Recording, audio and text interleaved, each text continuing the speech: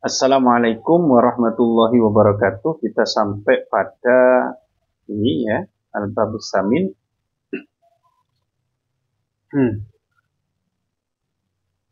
Al-Babus Samin, adapun bab nomor 8 nanti akan menjelaskan fi fadilatil adzan dalam fadilah adzan. An Jabirin radhiyallahu anhu anna Rasulullah bahwa Rasulullah SAW maqala bersabda Rasul li Bilalin pada Bilal. Idza adzanta wahai Bilal kalau kamu adzan fatarassal maka pelan-pelan. Ya seperti adzan di Mekah Madinah itu loh. Atau seperti adzan Allahu Akbar tarassal. Wa idza aqamta fahdur. Fahris kalau di sini ya, kalau di dalam sebentar saya cek.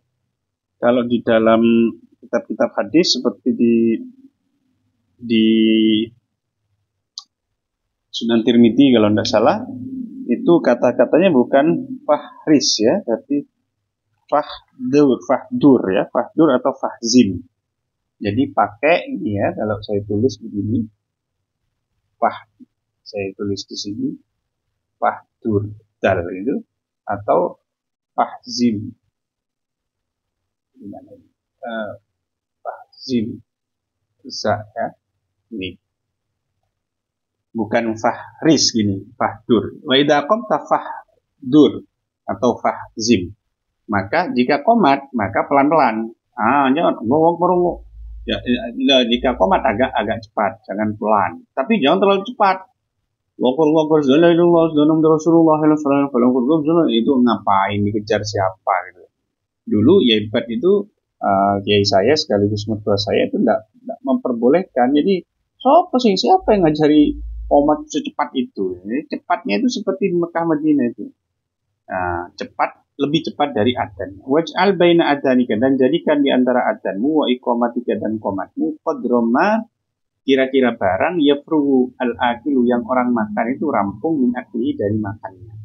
Jarak antara makan dan antara qomat dan adzan adalah kira-kira orang selesai makan, ya, selesai makan. Rawahu Tirmidzi, hadis ini diriwayatkan oleh Imam Tirmidzi wa dha'afahu dan dianggap dhaif. Tapi kembali ke poin awal yang di awal ya, Imam Nawawi mengatakan kalau hadis dhaif fi fadhailil amal tetap kita bisa praktekkan. Cuma ada beberapa syarat nih, memang tidak terlalu nemen dhaifnya gitu, tidak terlalu nemen dhaifnya dan tidak diyakini itu sebagai dawuh Nabi, misalkan terkait ini dawuh Nabi begini dari Nabi sudah ya sebagai anjuran saja untuk kebaikan. Setidaknya ada beberapa ya, saya lupa kira-kira itu yang keterlaluan dhaifnya tidak boleh kita lakukan dalam tidak boleh kita yakini sebagai dari Nabi Muhammad SAW. Wa an Anas bin Malik dan dari Anas bin Malik Anas berkata qala Nabi SAW Nabi bersabda la yuraddu du'a'u. Doa tidak akan ditolak bainal adzani wal iqamah di antara adzan dan iqamah. Rawahu Nasa'i. Di antara waktu mustajab adalah antara adzan dan iqamah. Al-babut tasi'u bab yang nomor 9 fi fadilati salatil jamaah dalam fadilah salat jamaah.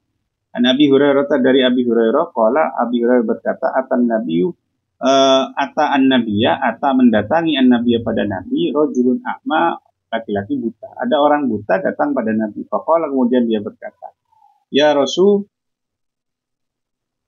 ya Rasulun ini ya. Ya Rasulu wahai Rasul." Ya benar. Dikatakan lain ya Rasul bukan ya Rasulullah. Ya Rasul wahai Rasul. Laisa li qaidun, aku tidak punya penuntun, yakudu yang menuntunku, yakuduni yang menuntunku ilal masjid pada masjid. Fa rakhasa, kemudian Nabi memberi rukhsah, memberi keringanan lahu pada orang buta tadi. Maksudnya boleh untuk tidak datang ke masjid karena dia buta dan tidak ada yang bisa menuntunnya. Falamma walla, tatkala dia berpaling, tatkala orang buta itu berpaling, da'ahu, Nabi memanggilnya lagi. Nabi memanggilnya setelah dia berpaling, ke sini Pak, Bapak ke sini. Faqala, kemudian Nabi mengatakan, hal tasma'un nida, apakah kamu masih mendengar adzan? Bisolati, ajakan untuk salat, apa kamu mendengar adzan? Qala na'am, dia mengatakan iya Nabi. Qala, kemudian Nabi mengatakan fa'ajibu, maka jawablah, maka penuhi undangan salat itu tadi. Rawahu Muslim, hadis ini diriwayatkan Muslim. Tentu ini harus difahami secara kontekstual ya. Konteksnya dulu itu adzan itu tidak pakai speaker seperti sekarang, pengeras suara. Sehingga kalau ada orang adzan dan masih mendengar itu relatif dekat. Relatif dekat. Mungkin jarak 200 meter itu masih dengar ya. Tapi kalau sudah jarak 500 meter kemudian sudah tidak dengar suara adzan itu. Lah, kalau konteksnya sekarang, kalau kemudian masih mendengar adzan terus harus memenuhi panggilan itu ke tempat sumber adzan itu bisa 1 kilo, bisa 1,5 kilo itu jaraknya sudah. Dan orang buta tentu akan kesulitan untuk menempuh perjalanan seperti itu. Itu maksudnya ya. Al-Babul Ashiru, bab nomor 10 fi fadilatil Jum'ah, dalam fadilah Jum'at. Ini Ibnu Abbasin, dari Ibnu Abbas radhiyallahu anhu, annahu, bahwa Ibnu Abbas berkata, qala Rasulullah SAW, Rasul bersabda, Yaufiru memaafkan Allah lailatal Jum'ati, di malam Jumat, di ahli Islam ijma'in, pada seluruh penduduk Islam, penduduk muslim. Wan Salman, dari Salman radhiyallahu anhu, qala Salman berkata, qala li Rasulullah SAW bersabda, Rasul berkata kepadaku, atadri, apa kamu tahu, lima karena apa sumya dinamakan hari Jumat itu yaumal Jum'ati, dengan nama hari Jumat. Kamu tahu enggak kenapa hari ini dinamakan hari Jumat? Qultu, aku mengatakan, la, aku enggak tahu. Qala, Nabi mengatakan, la li'anna fihi, karena pada hari Jumat Jumi'ah, dikumpulkan abuka, bapakmu Adam. Karena pada hari Jumat itulah bapakmu itu dikumpulkan.